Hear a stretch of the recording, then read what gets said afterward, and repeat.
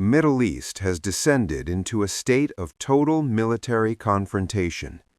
Following the joint U.S.-Israeli assault on February 28, codenamed Operation Epic Fury, the focus of the global crisis has shifted from the smoking ruins of Tehran to the narrow, volatile waters of the Strait of Hormuz.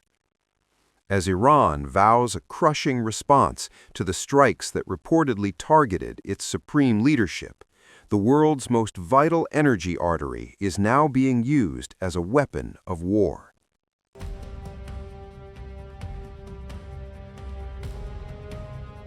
In the wake of Saturday's precision strikes by over 200 fighter jets, Tehran has retaliated with massive missile salvos targeting Israel and U.S. bases in the UAE, Bahrain, and Qatar.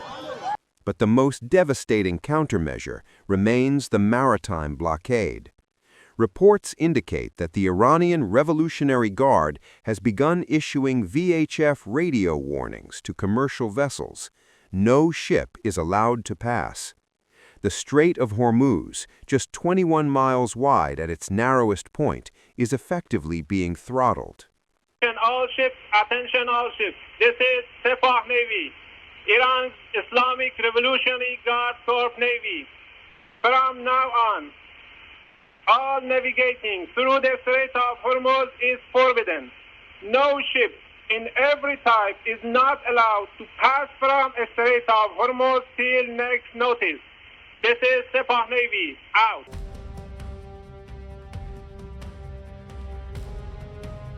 The data is staggering. Over 21 million barrels of oil and 1/5 of the world's liquefied natural gas pass through this choke point every day. With 750 commercial vessels currently caught inside the Gulf and insurance premiums hitting record highs, the global energy market is facing an unprecedented supply shock. Analysts warn that if this blockade holds, Brent crude could surge past $130 per barrel, triggering a global inflationary spiral not seen in decades.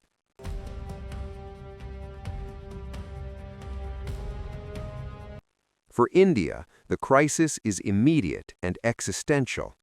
New Delhi has already issued a NOTAM for major airports as commercial aviation faces chaos. But the real threat lies at the fuel pump. Despite recent moves toward Russian crude, nearly 50% of India's total oil imports, roughly 2.6 million barrels per day, still transit through the Strait of Hormuz. Indian refineries, calibrated for the specific sour crude of the Gulf, now face a physical halt in supply. Beyond the price of petrol, the blockade threatens the entire manufacturing sector, with freight costs and maritime insurance expected to triple. As the Indian Navy ramps up escorts in the Arabian Sea, the government faces a grim fiscal reality, a ballooning deficit, and the potential for a forced review of major infrastructure spending. While the U.S. Fifth Fleet maintains its presence in Bahrain, Iran's asymmetric naval strategy, utilizing stealth mines, Shahed-class drones, and anti-ship missiles, makes a clean reopening of the strait nearly impossible without a full-scale naval war. Tehran's message to the world is clear. If their energy infrastructure is raised, no one else's oil will flow. As the smoke clears from the initial strikes, the economic war has just begun. For a nation like India, dependent on these waters for its very growth, the closure of the Strait of Hormuz is not just a regional conflict, it is a national emergency.